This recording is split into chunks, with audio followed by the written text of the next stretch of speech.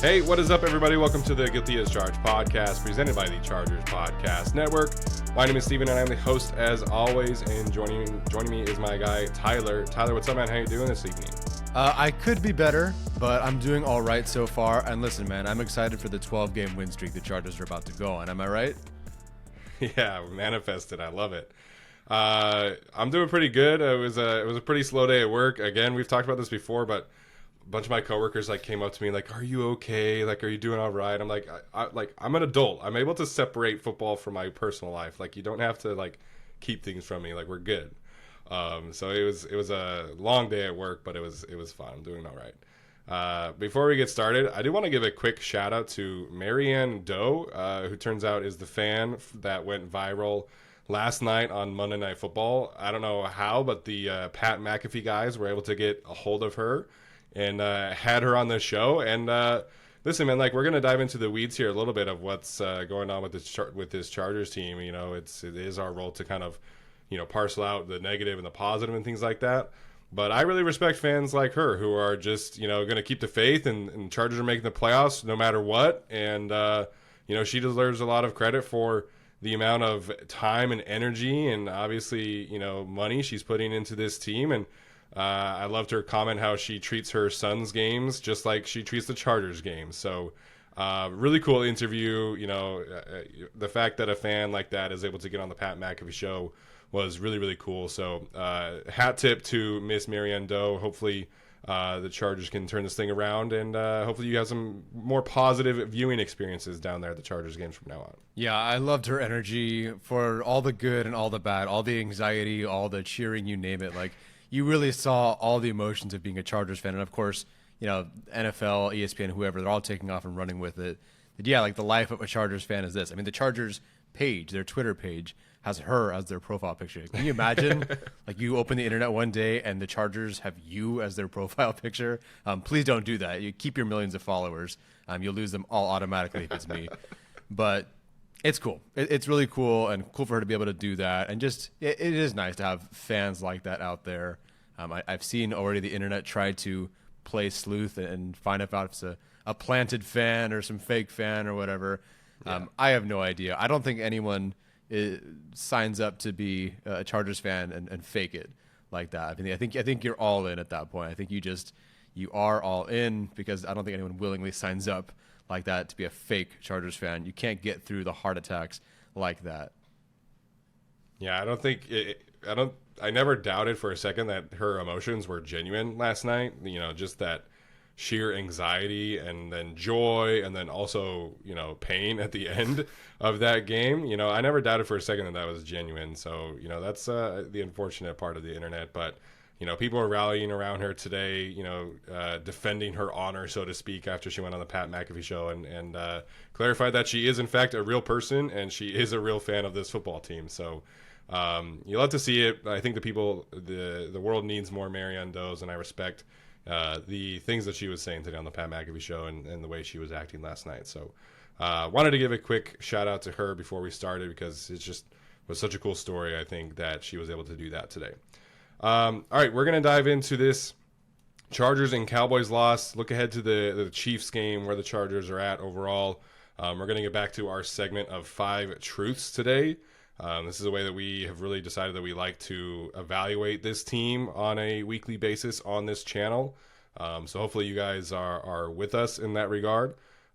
We have not had time to watch the All-22 tape just yet, given the fact that this was a quick turnaround on Monday night. I was able to rewatch the broadcast a little bit, and that was definitely helpful. But we'll dive into some things. We'll have some data points, as we always do, and excited to kind of flush this loss from our system by having this conversation today. That is definitely one way to put it. So, Steven, let's flush away. Flush away, yes. I love it.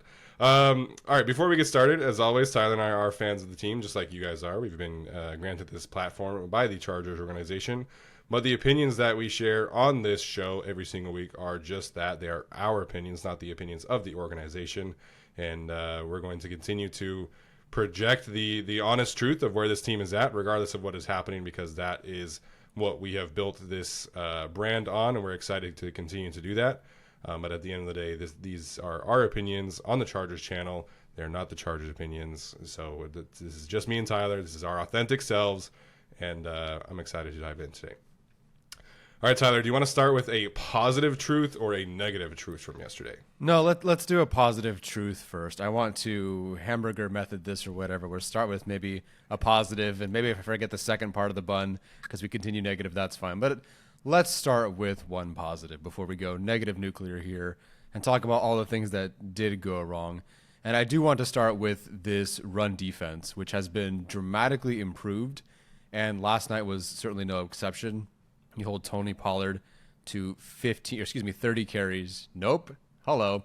You hold Tony Pollard to 30 yards on 15 carries, which was awesome for this team. And this is a very, very good Cowboys offensive line.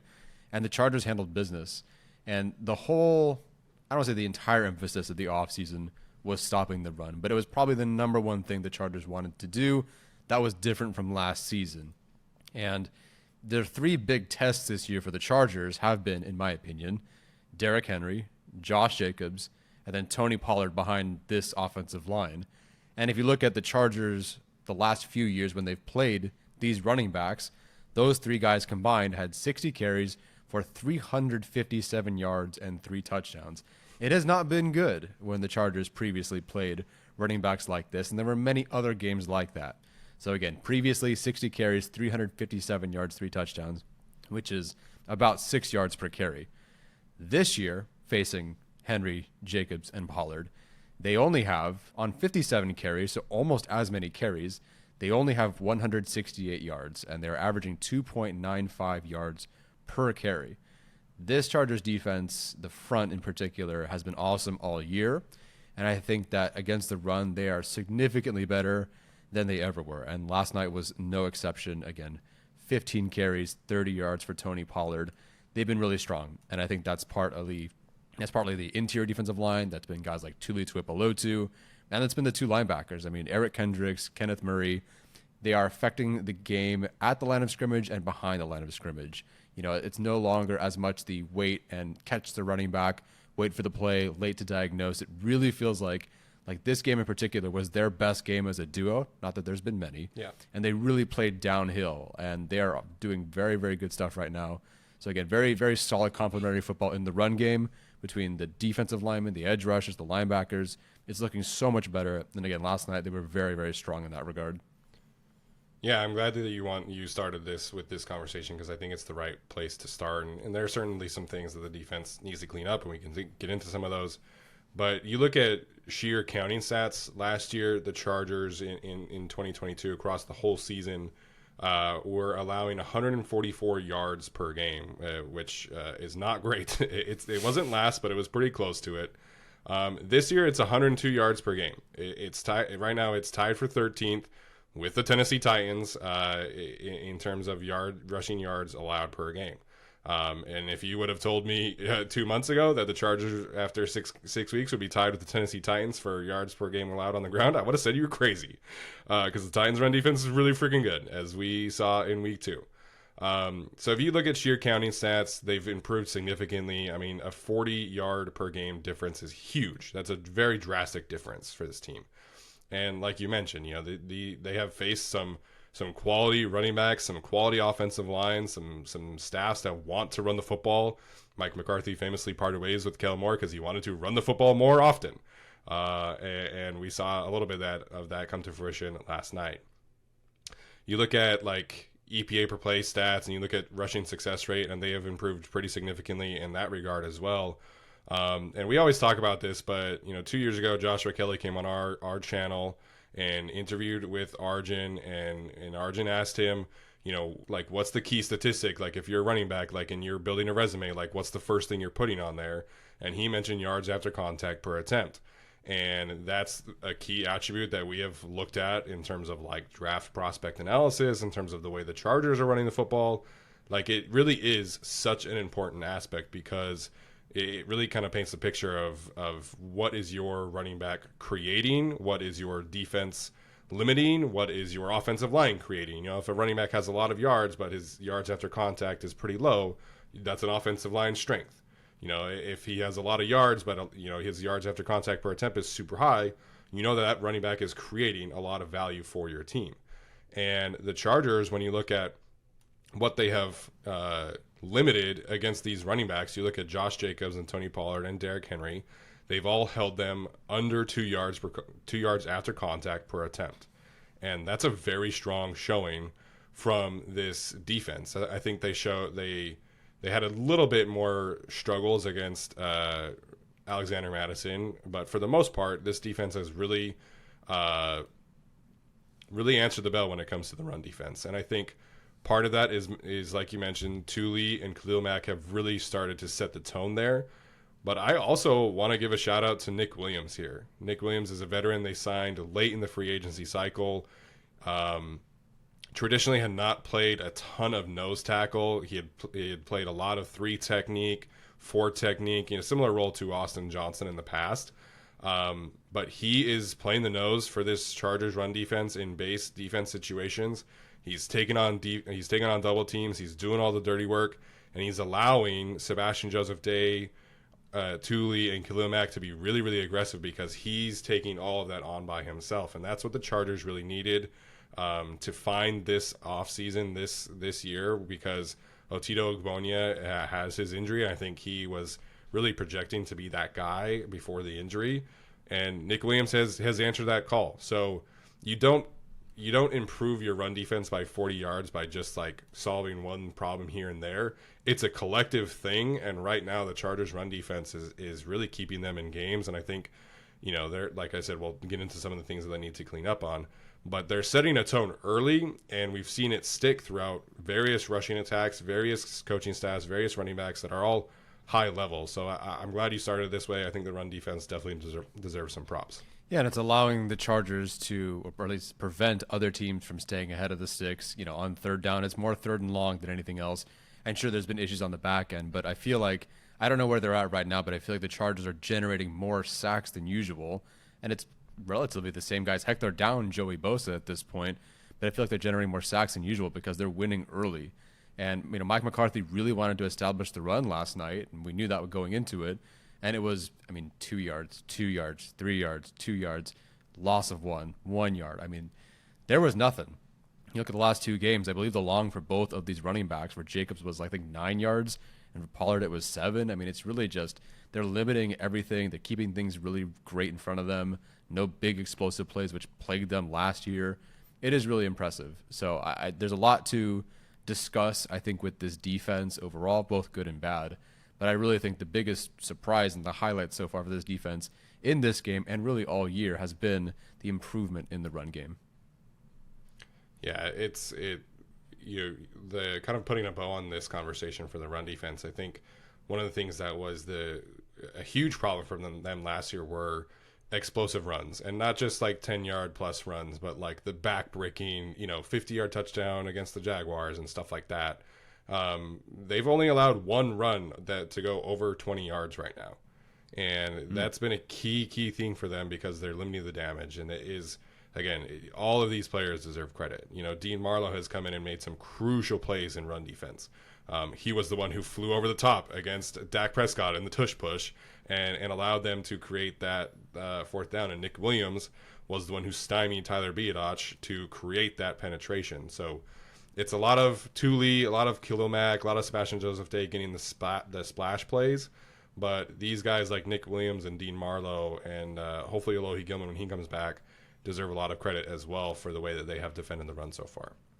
Yeah, one last thing for me, because I don't think this is a particular truth, but just to add to how this interior has been playing, Zach Martin has only allowed 4 pressures 3 other times in the last 5 years, and then last night was the 4th time. And those 3 other times were Aaron Donald and the Rams, the Jets with an excellent defensive line, and then the 49ers. These are very good defensive lines, and that's the only time Zach Martin has allowed 4 pressures in the last 5 years. And the Chargers were the 4th one in the last 5 years last night. That's how some of these guys are playing. Nick Williams, wow. Morgan Fox, Sebastian Joseph Day, etc. Again, Zach Martin, Hall of Famer right there. Excellent football player. And the Chargers in this defensive line, they're the ones who gave him the next set of 4 pressures. That's impressive. That is impressive. To me, Zach Martin's the best guard in football. So, Sebastian Joseph Day gets injured last night. He comes back, makes a really strong impact. Morgan Fox had the 2 sacks as well. So it's a unit that the defensive line, at least, is really playing well right now. And, I know that there's a lot of frustration otherwise about this defense, but you have to give a hat tip to the Chargers defense. And to your point, the Chargers are currently 4th in the league in sacks right now. They are tied with the Miami Dolphins. They have 1 more sack than the Philadelphia Eagles, who are 5th. Again, pretty good sack production. The pressure percentage is not 4th. The pressure percentage is kind of middle of the pack right now. But when given the opportunity, the Chargers have gotten home. Of course, they did have a 6 sack performance from Khalil Mack, but sacks matter. You got to get home when you can, and the Chargers have been doing that so far. I'm not gonna lie. When Khalil Mack got that 7th sack on the next drive, I was like, okay, here comes another 5. It didn't happen, but it's okay. It doesn't quite work like that in the NFL. Steven, what is your truth for this game? Yeah, it would have been really funny if Khalil had another 6 sack performance, or even like a 3 sack performance would have been kind of crazy. My truth, we talked a lot about him on this show, on this channel. Tuli Tuipulotu continues to exceed expectations, and right now he's on pace for a historic rookie season. In the Pro Football Focus era, which goes back to I think 2011, there have only been 2 rookie edge rushers, I should say, to surpass 40 total pressures and 25 total run stops. Tyler, if you had to guess, who would those 2 players be? No, I'm trying to think of it right now, and I am nothing. I got nothing. Who are they, Steven? I lost it. So 2019, Nick Bosa, which is not a surprise, and 2014, Khalil Mack. Oh. In 2014, as a rookie, Khalil Mack had 42 run stops for the Oakland Raiders, which is absurd. That's a crazy amount of run stops. But those are numbers that are really hard to come by. Chase Young won Defensive Rookie of the Year with 46 total pressures. Greg Rousseau in 2020 had 34 total run stops, but he only had 30 pressures. Those numbers are really, really difficult to come by. As it currently stands, Tuli Tuipulotu is on pace to surpass both of those numbers by a pretty wide margin. He has 10 total run stops through 5 games, which means he's on pace for 34 total run stops. And he has 19 total pressures through 5 games, which means he's on pace for over 50 total pressures. Will Anderson for the Texans is also on pace to surpass those numbers, but he's played an extra game than Tuli has. So you look at the sheer impact that Tuli Tuipulotu has made on this football team through 5 games. We're talking about a guy who could be on pace for a truly special season. So I'm sure some people are maybe a little bit sick of us talking about Tuli Tuipulotu, but to put it into perspective, he is currently doing something that only Khalil Mack and Nick Bosa have done in their rookie seasons. And so we're going to keep talking about Tuli because through 5 games, I don't think this is an overstatement, Tuli has been their best player on defense. He's making an impact on every single level possible. He's taking double teams away from Khalil Mack. He's defending the run at a high level. PFF only credited him with 1 run stop last night, but he was their highest graded run defender. And I think that number could have been as high as 4. I love the way that he defends the run. He's so intentional about it. And he's also producing as a pass rusher. He had 5 pressures last night after kind of getting shut down a little bit. Again, taking double teams away from Khalil Mack against the Raiders. So Tuli is incredible, man. He just turned 21 a few weeks ago. He's already producing a historic rookie season as an edge rusher. And I love to say this because it's so funny to me. He was the 12th edge rusher taken in the draft, and a bunch of those guys are not producing nearly the level of him as a pass rusher or as a run defender. When you are doing things that Khalil Mack, Nick Bosa, and we'll see about Will Anderson as well, how he stacks up there. But he's pretty good, man. It's pretty good, and the Chargers have really been very fortunate to get the production out of him that they have so far. Yeah, and these guys are taken all in the top 5, whereas Tuli is someone taking the second round. That's really the big difference here.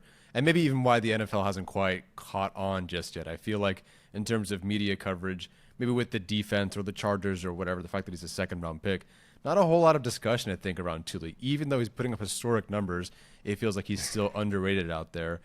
It's so funny that we keep going on the show and saying, okay, this will probably be the last time, there's only so much more he can do. Like, yeah, sure, he'll keep playing and playing well, but it's good for a rookie or it's good for, a couple of games. But, I mean, like you pointed out, we're talking about history-making season here over the course of the rest of the year. And this is a player who, look, the Chargers have been very inconsistent this year. And even Justin Herbert has been inconsistent. Even Rashawn Slater has been inconsistent this year. Whether you think Tuli's the best player or second best, third best, or whatever, he's been their most consistent player this year by far. And I mean like down to down. You talk about against the pass, you talk about against the run. He had a pass breakup, unfortunately didn't get called or didn't count because of a penalty. It was so cool. And it was great. It didn't count. it was the best pass breakup of the season, and it was Tuli playing edge. I thought it was a defensive back the way he popped that ball out, but no, it's Tuli just being awesome like he always does. So I'm expecting 3 interceptions next game, and I bet you he'll give me 4. He's been awesome, man. Like I have no problem talking about him because win or lose, it's been such a bright spot in this season. He's been outstanding, and with the way things are trending, like pound for pound, one of the best picks in Telesco's history. You got to give him credit. Whether it's J. Rodgers, Gift Smith, Telesco, Staley, you name it, like. They've gotten everything around this guy perfectly and primed and poised to be certainly one of their starting edge rushers next season.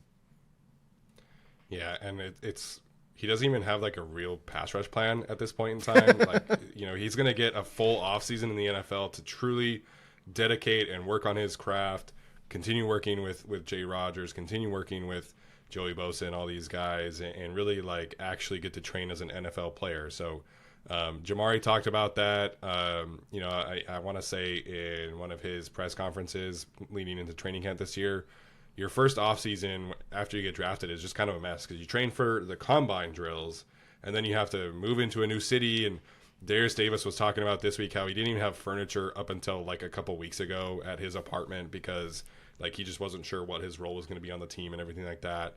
And I would assume that Tuli had furniture because he's got to stay home with the team. But it's such an underrated aspect of things that second off season for you as a player is really where you can start to settle into things because you're not training for the combine, you're training for actual football stuff.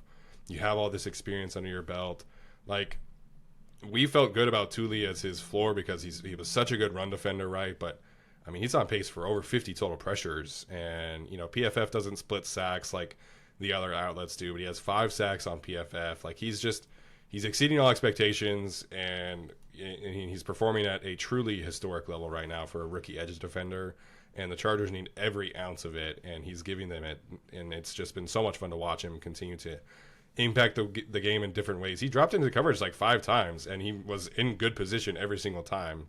So it's just. He's incredible, man. One of the most underrated storylines of the season so far because he's not a first-round pick, because he plays on the Chargers. Like, he's putting up a ton of numbers right now, dominating football games, and he just turned 21 years old. So have to give Tuli love. I think we will be doing this every single week on this channel because he's just been balling out right now, and you love to see it. All right, so I guess that means that I get to fart in the elevator now and bring up some of that stuff. So let's go with this one. We got to, especially in a loss, you got to talk about what happened. And I think that the next truth here is that the Chargers lost a game by 3 points and 2 penalties directly related to, the defense, attributed to the defense, allowed the Cowboys to get 6 points. And if you look at how the Chargers have been doing this season in their losses, granted, there's a lot that goes into these losses. It's not just the penalties the reason that they lost, but they've lost 3 games this year by 2 points, 3 points, and 3 points. And they've had defensive penalties in those games directly lead to 3 points, 7 points, and 6 points in those games, respectively. Unfortunately, this is costing them games in critical moments. Last night, Derwin James had an unnecessary roughness penalty on 1st and 20 that moved the Cowboys to the 17 with 14 seconds left in the half. Of course, they get a field goal, although Mike McCarthy just wanted to take time down for whatever reason. On 3rd and 18, Yeah, Dak. I thought that was strange. Yeah, that's a whole other conversation. On 3rd and 18, Dak picks up 9 yards on a scramble, but then there's 2 penalties on Michael Davis, and Jaw Taylor gives the Cowboys that first down, and they get the go-ahead field goal on that same drive. So, whatever's going on, discussion, Brandon, like you said, having to teach and to educate these players, whatever's going on, it's not working. And the truth of the matter is, yes, those penalties contributed significantly to the loss yesterday, but these penalties overall are going to keep the Chargers out of the postseason if they can't get them fixed. And unfortunately, Derwin James needs to, and I feel bad because there's a certain style that he plays and a certain almost throwback way that this guy can play, especially, when he's hitting very hard. He's got to reel those things in. I mean, he is the defensive leader, one of the highest paid players on the team, one of their best players. He's got to reel it in. And whether it's his fault or the NFL leaning a certain way or refs targeting him a bit more because they know he's a certain way, he's got to rope those in. So unfortunately, the penalties did contribute significantly to a loss last night. Yeah, he's a veteran player in this league. Like, he's got to make an adjustment at this point. It would be different for me if this was like one specific officiating crew that maybe calls things a little tighter. Like we had heard leading into this past week that this past officiating crew, calls offensive line penalties at a much higher rate than everybody else. Like that's a targeted attribute of that officiating crew. But the lowering of the shoulder, the launch point of these receivers, of these tight ends, running backs, quarterbacks, everything is changing, and it's been changing, and it's a real point of emphasis across the league. Every officiating crew is going to call those as penalties, regardless of if you lower your shoulder, regardless of if you're trying to go for the other shoulder. If you make any contact with the head, it's going to be a penalty, and you have to make an adjustment. The Chargers benefited from this as well. Justin Herbert steps up in the pocket, and he starts to slide, but before he starts to slide, Jaron Kersey is already actively attempting to tackle him, and because Justin Herbert is sliding, makes contact with Justin Herbert's head, and it was a personal foul penalty, first down Chargers on, I think it was a 2nd and long. It would have been a 3rd down and long. So it goes both ways. It's not just Derwin James. Everybody across the league is dealing with this kind of thing, and you've got to make an adjustment. That's a one play a game kind of thing. The defensive secondary penalties I think are more concerning because those are technique penalties. And Brandon Staley was asked about this today, and here's what he said about these penalties holding the defense back. He said, quote, "Capable of being an elite unit that needs to stop fouling. We're in premium coverages, leverages, and our guys have to play clean football. I think that we're playing with the right variety. I think we're rushing the passer at a high level," which we just talked about. "I think we're covering people up, taking away their targets. Last night they had a couple of tough plays. Dak made a couple of loose plays with his legs from an execution standpoint. Our guys are executing the defense as well. What I'm seeing is a unit that is playing at a high level and that we would be feeling, I think, convincingly positive about if we hadn't had the fouls." So they know that they need to improve. They know that they need to correct these things. And it's just a matter of constantly harping on these kind of techniques, these kind of situations, so that these penalties can stop happening. Because you're right, he's right, it is holding the defense back. And you don't necessarily take the penalties into consideration with the 3rd down percentages, but right now they're top 10 in 3rd down defense. If you just took away the penalties, that would stay that way. But once you add the penalties in, they're in the low teens, and that's the difference in a couple of these games. So it's been a frustrating part to watch, and hopefully they're able to clean it up because, like you said, if they're not, it's gonna keep preventing this defense from really ever reaching their ceiling right now. Yeah, and we even saw, I think, a better version of Michael Davis than we had throughout this season. I think even just the yards allowed, they were the lowest of the year. I believe it ended up being 39 yards. He had 2 pass breakups, looked really good there. But then there's the penalty. It's the penalty that I think him and Jaw Taylor kind of split there. I believe Davis was declined. But, unfortunately, that just kind of mars the whole defensive performance. It mars someone like Michael Davis and his, I think relatively stronger showing than he has recently. It's unfortunate. I think the front seven is playing at a really high level. I think the way they played over the last few weeks is the best they've played in quite some time against, I think, better offensive lines or competition or whatever. And the secondary has just let them down in that regard, unfortunately. Does it get fixed? I don't know. We were hoping to see these penalties go away after the bye.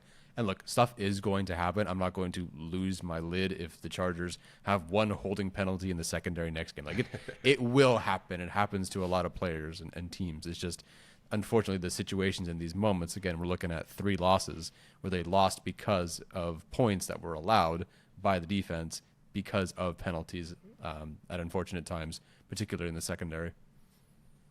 Yeah, I think that's a fair one. And like we talked about, this is a continuing problem. And if it continues, I guess I worded that poorly, but you know what I meant.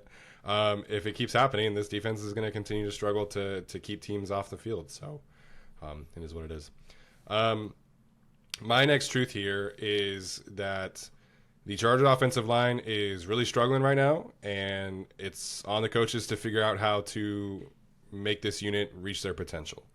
I sit here and I watch these NFL games around the league, and there are teams that I'm pretty sure would kill for a Rashawn Slater, Zion Johnson, Will Clapp, Jamari Salyer, Trey Pipkins kind of lineup.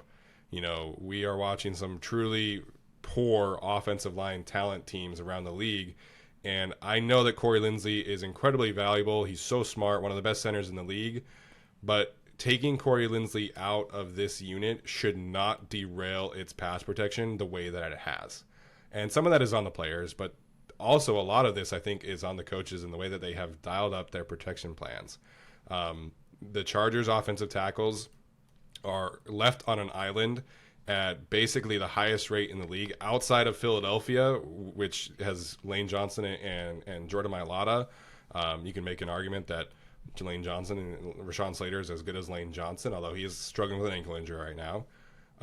But you're asking these players to just continually be perfect, because if you're not, there's going to be pressure, in Justin Herbert's grill. And we saw that against the Raiders. We saw that last night against the Cowboys. And so it's on this Chargers coaching staff, in my opinion, to establish a more rhythmic protection plan so that this offensive line can really, reach their ceiling, play to their potential, because right now it's a lot of traditional dropbacks. It's a lot of pressure on the offensive line to continue to be great. If you watch that first drive again, it's a lot of pocket movement. It's a lot of screens. It's a lot of, tight ends chipping and things like that. It wasn't a huge sample size, but you have to mix those things in at a higher level. I don't think we saw another screen in the second half. It was a lot of, deep vertical shots and things like that. And until the very end, when they had the 4th down play to Gerald Everett, it was a lot of traditional dropbacks. And so this coaching staff, I think, has really fallen in love with the way that Keenan Allen and Joshua Palmer are playing. And a lot of it is the vertical route tree. And I understand that. Those guys are playing really, really well. But you're leaving the offensive line on an island a lot, and I think you got to mix in some of these other concepts that will, make life easier on the offensive line, so that they are not always left on an island with, Micah Parsons, DeMarcus Lawrence, Max Crosby, all these guys just, chomping at the bit to get after Justin Herbert. So the offensive line did not play well last night, but I think also from a conceptual schematic standpoint, this Chargers coaching staff needs to do a better job of protecting the offensive line so that they can protect Justin Herbert at a higher level. Yeah, this offensive line is certainly way too highly paid or drafted or talented or all three to be struggling like they are. And you could talk about pass protection, but also the run game. The run game, which I thought was, I was hoping, I think a lot of fans were hoping it was Austin Eckler in game, they run like they did. Austin Eckler not in game, they don't run as well. Austin Eckler returns, hey, maybe the run game gets going again. And granted, not that Austin Eckler was 100% healthy, certainly wasn't as healthy as he was in week 1, but we were certainly hoping for more. I mean, that Dolphins front is no joke. It's not like Chubb, Phillips, Wilkins. It's not like they're scrubs by any means. They're very, very talented. Yeah. So I was hoping for more, but you look at the game last night. I mean, Austin Eckler had 27 rushing yards last night, and only 3 of them were before contact. So there's not a whole lot Eckler could even do at that point. I think when he's maybe healthier and in rhythm, they'll be better, but you can't rely on him to be, Brees Hall at Iowa State and just getting destroyed behind the line of scrimmage and praying you get 2 yards out of it, which he was very good at. And you can't pray for Austin Eckler to keep doing this or saving you. And hopefully the way they work the scheme, the way they call runs, etc., improves, because they are the only team below 30% right now in rushing success rate. You try to run 3 times, and 2 of them are failures. Only 1 is a success. Technically less than that. Again, I think it's 27%, I believe. 22% from Daniel Popper today. Oh, even better. I think that's since week 2. That's their rushing 2, success rate. So not great. Rashawn Slater with the injury, that kind of almost makes me feel better, because he certainly struggled the last couple of weeks. But if it is because of an injury, I certainly understand. And thank you for him for being out there and toughing it out. Same with Will Clapp, by the way. But Trey Pipkins, Rashawn Slater, they're struggling. That's the first time Rashawn Slater has allowed 6 pressures in his career. He's never allowed 5 pressures in his career. And last night was the first time he allowed 6 in his entire career. So they got to be better up front. And I'll sort of segue into the next truth here. They need to be better up front, because Justin Herbert is the MVP of this team, and they're 0-6 or 0-5 without him, and they don't go anywhere without him. But last night, he very much so struggled, and the Chargers need to find ways to not necessarily just help him, but find other either easy buttons or things that they can do when they know Herbert just maybe does not have it that day. There are going to be games, like against the Vikings, where Herbert could throw an interception and it's a touchdown. There are games where he's going to be basically perfect, and there are games where he's going to be really good. And sometimes in the NFL, you have games where you just don't have it that night. And Justin Herbert was off target on 22% of his passes, which is the 3rd worst of his career. And that's just off target throws. That doesn't count, missing a read, missing Darius Davis, missing Josh Palmer because he's looking elsewhere, throws elsewhere. Again, off target on 22% of his passes. And it really looked, and we talked about this after the game, it looked so crisp on that first drive. There was a rollout, there were some screens. A screen didn't work because of a penalty. They called another one, and that one worked. Everything looked so much better. They had motion with Keenan Allen. Everything looked so good. And then everything kind of just devolved into a traditional drop back, and they tried to get the run game going, and it just was not working. There are going to be games where sometimes Justin Herbert just does not have it. Sometimes he can't throw for 4 touchdowns. Look, the entire Sunday before this game was littered with quarterbacks who just weren't playing well. Like these high-paid, very good quarterbacks, and they just didn't have it that game. And Herbert, that was his week as well. So they need to find a way to press easy buttons, but just protect the guy, calm down the clock a little bit, calm down the rhythm of things, get a run game going, and find some balance to really help out Justin Herbert, who did not have a very good game, and I think it was one of the worst of his career.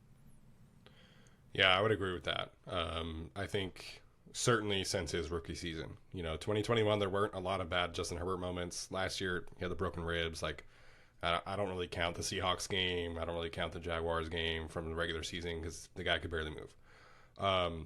But certainly since his rookie season. And, I think football, at a philosophical level is about finding your identity, finding your calling cards, and then establishing ways for you to win and move the football and take away the football in other ways around that.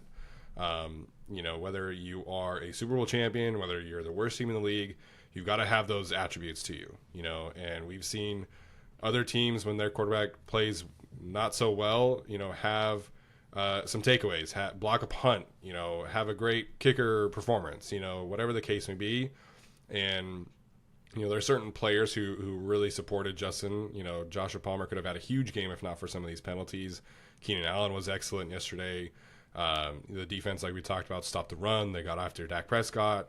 But conceptually, this play calling unit, I think, was the worst of the season. And I think we have to talk about Kellen Moore in an honest fashion because we've been very high on him. And I think in general, he's done a very good job. But there was this article from The Athletic that Kellen Moore wanted to put up 100 points yesterday. And I think maybe tried to do a little bit too much. And then when the offense is struggling, instead of going to those easy buttons, instead of going to the rhythm drives, he was trying to go for the kill shot, make it all up in one play and kind of approach. That's kind of what it felt like to me watching it. And I understand that, we see this all the time. And like the NBA, when teams get down big, they want to just start chucking up threes, and that's not always the case. That's not always the best way to come back from these victories. So I expect Kellen Moore to bounce back from this. I expect Justin Herbert to bounce back from this. There's a lot of narrative conversation about both of them today. I think both of them are too good at their jobs to let this kind of performance hinder the rest of their season, because I think both of them will have very strong bounce back seasons after this performance. But you have to call it like it is. I think both of them really struggled against the Cowboys yesterday. Yeah, and it's very difficult to express yourself in full when you do have to face the Cowboys defense and the defensive line that they had. We know it was going to be not easy sledding. We figured it'd be tough sledding for this offense, but yeah. So we'll see. Unfortunately, the Chiefs have been the second best defense in the league since week 2 when they got Chris Jones back and inserted Drew Tranquill more into the lineup. So it maybe gets easier in the sense that they don't have the same 1-2 punch at edge rusher. But that defense of the Chiefs is playing really, really well right now, playing some really good football. So hopefully the Chargers can figure it out, and hopefully there's some familiarity with that helps.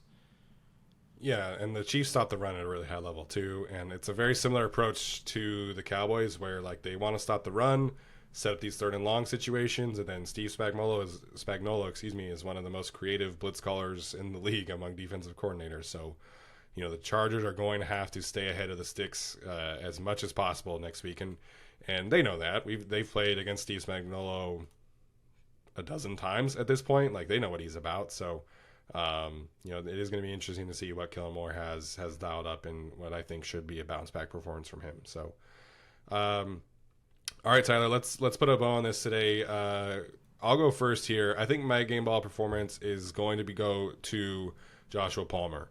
Again, somebody that I think has been receiving a lot of unjustified criticism from the fan base, from certain parts of the fan base, I should say.